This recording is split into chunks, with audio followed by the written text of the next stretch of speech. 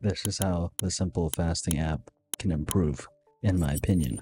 Firstly, change the damn name. I mean, if you decide to call your company Simple, then you better live up to the name. Otherwise, if you don't, you're going to be disappointing a lot of people, which, little to no surprise, has already happened and still continues to happen, simply because of the name. Or it could go two ways: change the name, or actually make the app simple. Because if you look within the app itself, nothing in there speaks simple whatsoever. As a matter of fact, I'm pretty confident that this is the most complicated fasting app among every app out there to exist.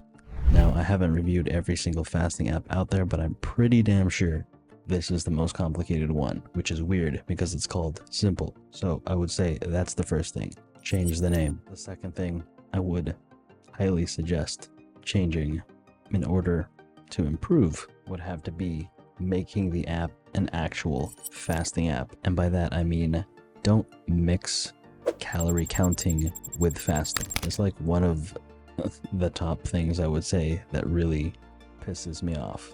It's like, don't put two ideas into one, and instead just make what you're trying to accomplish or tell the world very clear. If you're making a fasting app, make it solely about fasting.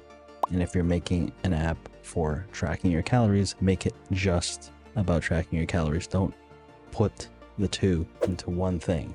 It makes people confused. As a matter of fact, I don't know why a lot of companies think that doing this mixing of ingredients makes an app great. As a matter of fact, on the contrary, it does the opposite. So don't do that. Make it just about fasting. And if you really want to keep the name simple, I highly suggest making the Simple app a lot better than the clock app on the iPhone. Now, if you have seen the clock app on the iPhone, you'll see that it's very simple, especially when you do the timer or the stopwatch. The only con about it that I have found, no matter how new the iPhone is, for some reason, there are times, rare times, where if you start the stopwatch or timer, it crashes randomly. So if the Simple Fasting app could nail that and never crash, that would be game changing, in my opinion.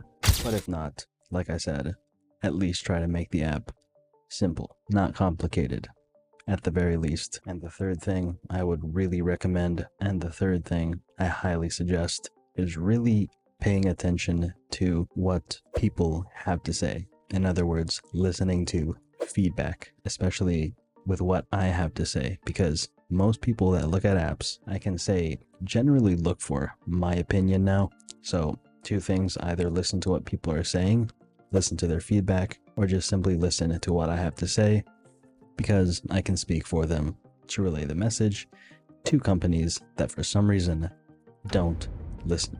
And the fourth thing, which is crucial because this is what the Simple Fasting app company is receiving in terms of complaints, and that's getting charged when people weren't supposed to and not being able to get a refund back, which caused a lot of complaints.